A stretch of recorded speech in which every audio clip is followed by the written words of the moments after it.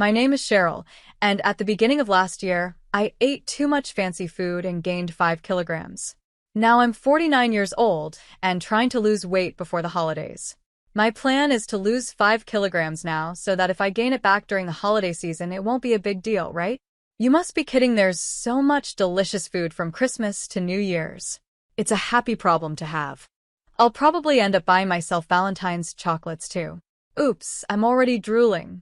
Looks like I'm going to gain weight again this year. Oh well. Today, I have a story from winter that I'd like to share with you. It's about something that happened when I was 28 years old. After dating for several years, my boyfriend Paul and I got engaged, and I introduced him to my parents. This was the so-called marriage greeting. My parents liked Paul, and everything was supposed to go smoothly. But then my older sister Laura, who is 3 years older than me, came home from work and there was an issue. She became fixated on Paul. It's strange, but when you're sisters, you can sense each other's feelings. I could tell right away that she had fallen in love with Paul the moment she saw him. I hoped it was just a fleeting crush, but when she shook his hand, she blushed and held on a little too long. Even when she talked to him, there was this dreamy look in her eyes. I didn't think it was right for her to act like that toward my fiancé, but maybe she didn't even realize she was doing it. Emotions can be hard to control, so I decided to pretend I didn't notice, hoping my sister wouldn't act on her feelings. However, after Paul left, my sister, fresh out of the bath and still wrapped in a towel, confronted me. "You should call off the engagement," she said. According to her, Paul was a womanizer, and I could find someone better. She kept criticizing him, but she didn't have any real reason for saying that. "Why do you think he's a player?" I asked her. "It's a woman's intuition," she replied.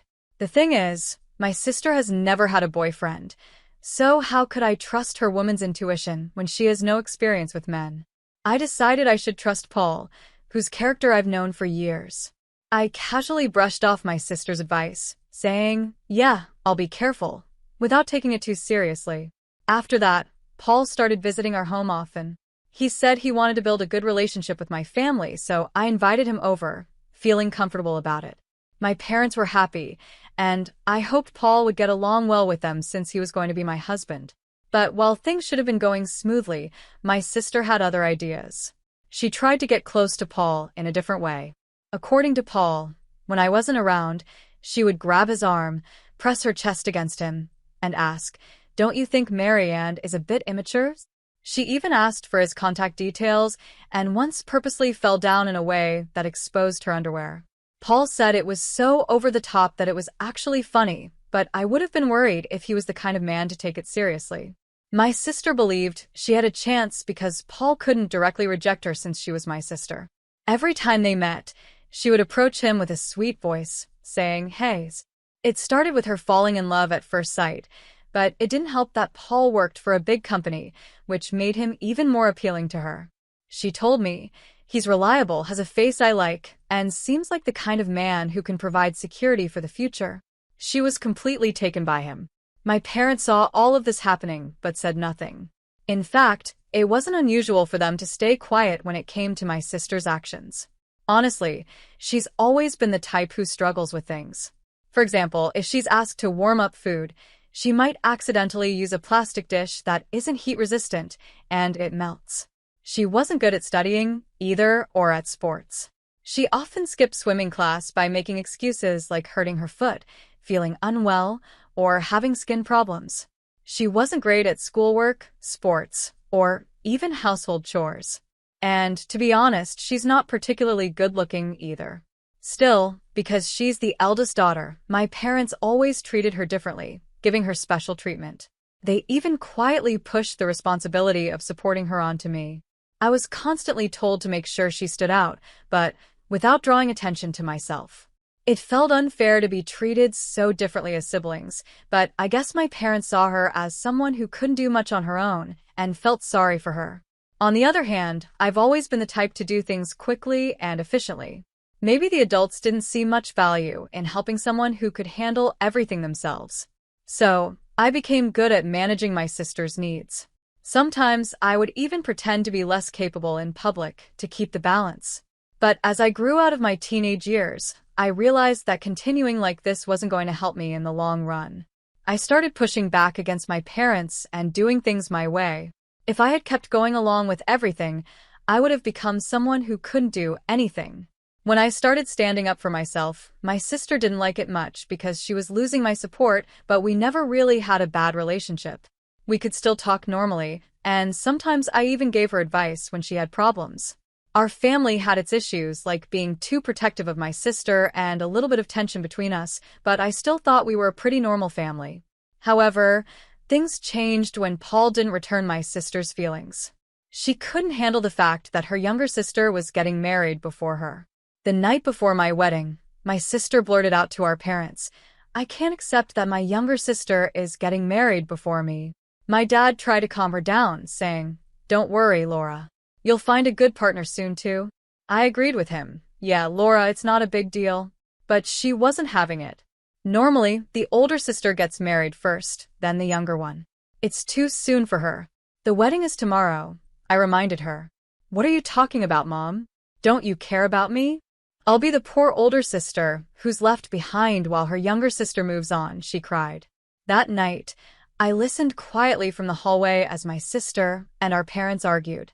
Should my sister really get married first?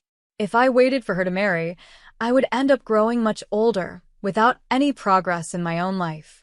What was she thinking? I hoped she would calm down after venting her frustrations. Then I heard something shocking. "We won't attend the wedding tomorrow, Laura. Please be okay with that," my father said. What? Both my parents agreed not to come to my wedding just to make my sister happy. I couldn't believe it. It was like they were under some spell, doing whatever she wanted. This went way beyond simply indulging her. Even then, my sister sighed, still not fully satisfied. "Fine, I'll compromise. Let her have a wedding that nobody acknowledges." It was clear she didn't want me to marry Paul, likely because she had feelings for him. It was unbelievable that my parents wouldn't attend my wedding because of my sister's jealousy. The day of my wedding came, but I barely slept the night before. Instead of excitement, I felt anxious and uncomfortable, constantly thinking about what had happened. I'll never forget the satisfied smile on my sister's face when my parents told her they wouldn't be there. At the venue, I had to explain to Paul and his parents why mine weren't coming. I apologized and said, "My sister doesn't support this marriage, so my family won't be attending." I told them it was heartbreaking to say that my own parents weren't coming to my wedding. My in-laws were shocked and couldn't believe there were parents who wouldn't attend their daughter's big day. After hearing my story, they stayed silent for a while. The mood felt so heavy, but then my mother-in-law gently took my hand, and my father-in-law placed his hand on top of ours. "Remember, your family is here with you. Don't let this day be a sad one. Come on. Why don't you smile?" my mother-in-law said warmly. Her words made me tear up. Paul, seeing me cry, softly stroked my head and said, "Ashley, I'm your husband now, so please stop saying that your family isn't here." My in-laws and Paul quickly tried to cheer me up, jokingly telling me not to cry because my makeup would smudge. Then, my mother-in-law looked at me with kindness and said, "Ashley, I know things are hard with your family back home, but this is the start of a new life. Let's build your own family together." Even though I felt abandoned, her words and her strong embrace gave me comfort. Paul and my father-in-law joined in with hugs, and I told myself that everything would be okay. Like my mother-in-law said, this was a new beginning. I promised myself that I would build my own happy family, and on that day, I officially married Paul. 18 years have passed since that day. In that time, Paul and I had a daughter and 3 sons. Our daughter is capable and looks after her 3 mischievous brothers, who sometimes turn the house upside down. I surprise even myself with how often I end up shouting, "Stop it now." Paul's career has been going well, we bought a house, and we've been living a stable life. But then, something unexpected happened. My father, mother, and sister showed up at our house. After the wedding, I had kept my distance from them and hadn't given them our new address. Yet somehow they found us and came unannounced. When they appeared, instead of a warm, long time no see, the first words out of my mouth were, "What do you want?" "I need a favor from you," my sister said. My parents added, "It's something only you can do for us. looking at me with serious expressions. I had no idea what they could possibly want after 18 years of silence. Half curious and half afraid, I wondered what was going on. I stayed quiet as my mom spoke up. "We want you to give Paul to your sister." "What?" Both Paul and I were stunned by her words. "Wait a minute, what do you mean I need to give Paul away?" I asked sharply. My parents both looked away, guilty, while my sister stood there, smug and proud. "She's still single, and she's turning 45 this year." "That's a problem," my father said. His words made no sense to me, and Paul looked just as confused. "Actually," my father continued, "the company she worked for recently went out of business, and she's unemployed now. It's tough. We're worried about her future, being single and without a job. We hope you understand. Since you're sisters, you should feel the same way." In my mind, I thought, no, I definitely don't think so, but I stayed silent, waiting to see what they would say next. I was getting frustrated with how slowly my father was speaking, but I held back from saying anything, eager to hear his point. "She's always liked Paul, and she's still alone because of it. You've had your time with him. Could you let her have him for the rest of her life?" "What?" Paul and I were speechless. My parents kept pleading, "Please," while my sister stood there confidently, certain she would get what she wanted. Given how my parents always catered to her, it made sense that she believed this, but the request was outrageous. As I put my head in my hands, Paul pulled me aside and whispered, "This could actually be a chance." "A chance? What do you mean?" I asked.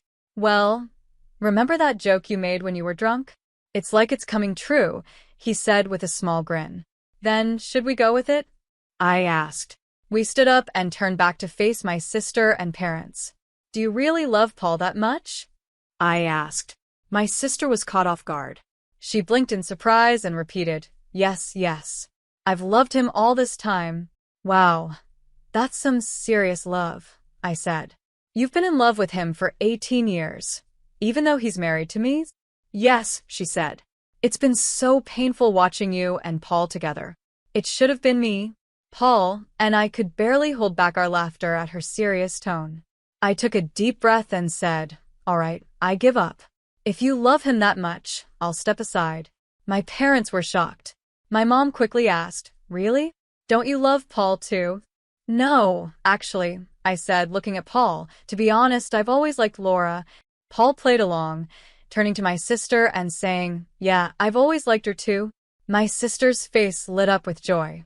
"Really?" she asked, her face flushed with excitement. "I knew it. You never resisted when I hugged you, and your eyes always looked so loving," my sister said, excitedly. "I've been waiting for this moment, and finally, it's here." I had to hold back my laughter, and I could see Paul pretending to cry, though his shoulders were shaking from trying not to laugh.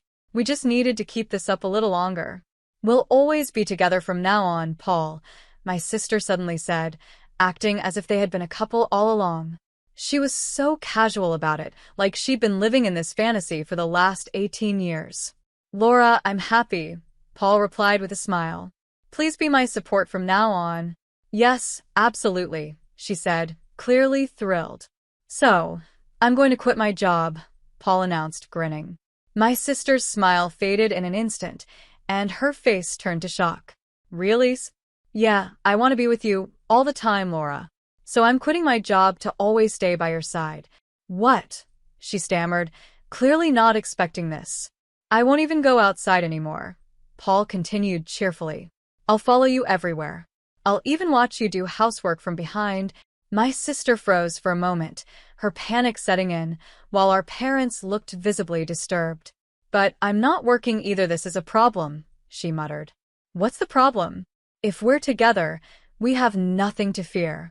We don't need money to be happy," Paul replied.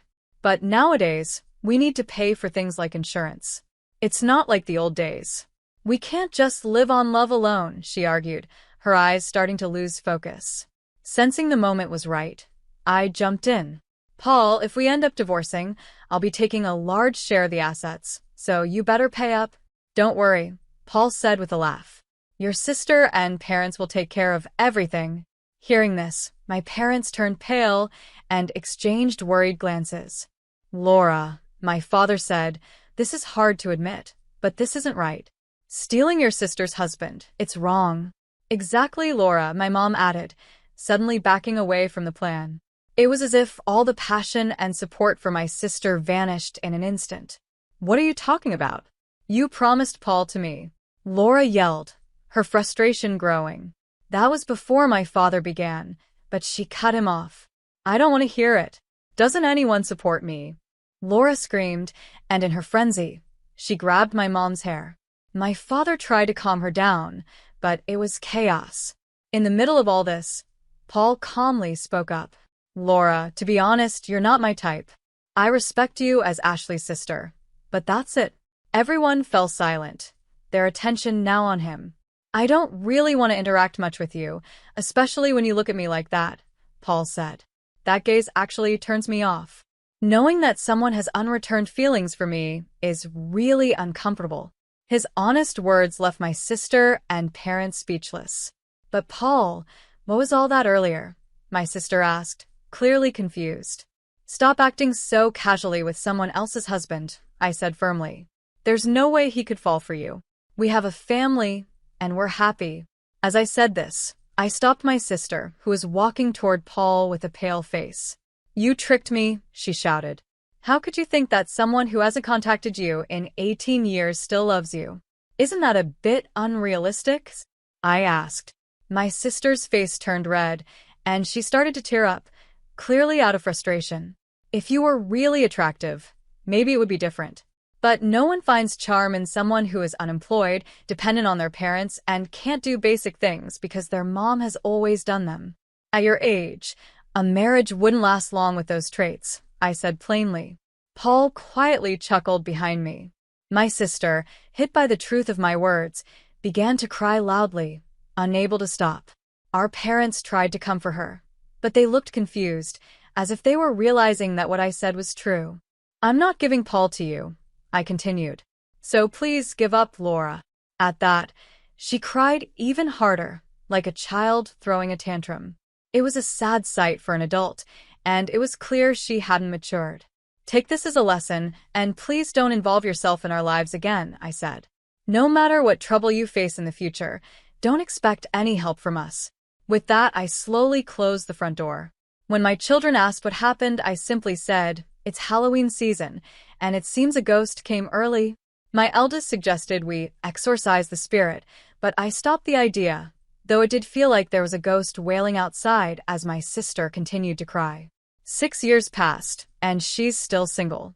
She found a job but got fired for inappropriate behavior, and she caused trouble by rushing into a marriage that didn't work out. Now, she's banned from matchmaking events and seems likely to stay single for life. My parents, despite being tired, are still working part-time jobs to save money for her. They've probably realized they can't rely on her to take care of them in the future. Hopefully, they now understand the consequences of spoiling her all these years.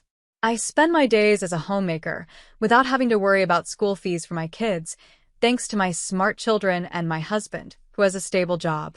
Sometimes, I wonder if working outside the home would help me burn off the extra calories I gained during the holiday season from eating too much. My daughter, who is already slim, is entering her growth phase and has been talking about wanting to go on a diet. I'm trying to convince her not to. You can think about dieting when you're older, like me, I tell her. My 3 sons love dancing and recently showed off their skills at a local event, where they won several awards. They proudly say, we're going to be in Pearl Jam one day. So, I really hope Pearl Jam stays together until they grow up. We regularly get visits from my in-laws, who are as dear to me as my own parents. We always enjoy delicious meals together. When the kids have their spring break, we plan to take a trip to a spa, and I'm excited about spending some quality time together. Although there were many challenges before marriage, my life since then has been filled with happiness. The bonds within our family have grown stronger, and I'm grateful for the love we share. I hope everyone stays healthy and lives long so we can continue to make precious memories together as a family.